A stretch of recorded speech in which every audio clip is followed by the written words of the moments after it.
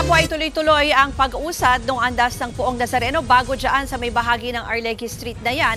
Doon sa may sandaling tumama yan sa isang poste sa may bahagi po sa Quezon Boulevard. Kaya sinamantala naman ng mga deboto na subukang makaakyat doon sa andas kaya bumagal ang usad niyan. Kumuha po tayo ng live update mula naman sa Quiapo, Maynila. Naroon si Camille Samonte na mukhang matagal-tagal pa bago makarating dyan sa'yo, Camille. Kasi last year, inabot ng halos sa 15 oras bago nakabalik dyan sa simbahan. Ano ba ang update? Anong nakikita mo dyan? Nako, tama ka nga dyan, Ruth. Talagang mukhang matatagalan pa bago makabalik dito yung andas. Tulad nga nung nangyari kaninang tanghali, naging mabagal yung usad nga ng andas ng Poong ng Jesus Nazareno pagdating nga dito sa Quezon Boulevard Corner Palangka Street dahil sa tulakan ng mga deboto. Bandang 12:30 ng tanghali, bumangga sa isang pader at tumama sa gilid ng isang poste ang andas sa kabilang kalsada ng Quezon Boulevard. Hindi agad nakausad ang andas at sinamantala ito ng mga deboto para makasampa.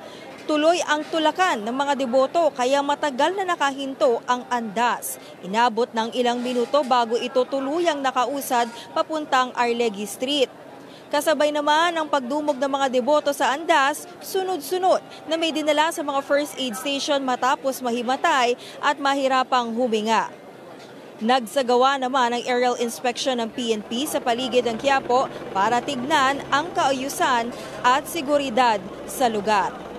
Ruth, pagsapit naman ng tanghali, tinanggal na yung mga x-ray machine dun nga sa entrance papunta ng simbahan. Napupuno na raw kasi yung pila malapit doon sa Quinta Market at hindi na umuusad. Kaya naman ngayon ay manual na yung ginagawang security check sa mga deboto na dadalo sa misa. Ruth?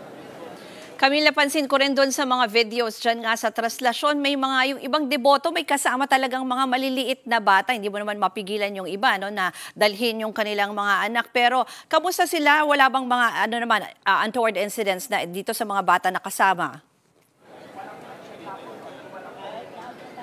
Yes, Ruth, napakaraming ang debotong magulang ang dinala yung kanilang mga anak, maging yung mga paslit. Nakikita nga natin na naglalakad na nakayapak pa.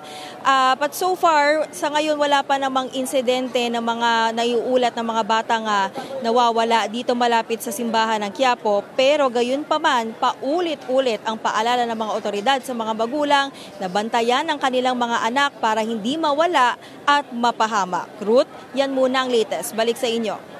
Yan po ang Express Report ni Camille Samonte. Mga kapatid, ako po si Ruth Cabal. Maging maalam at may pakialam sa mga may init at rumaratsyadang balita sa Frontline Express. Para maging updated sa balitaan, mag-subscribe lang sa social media pages ng News 5.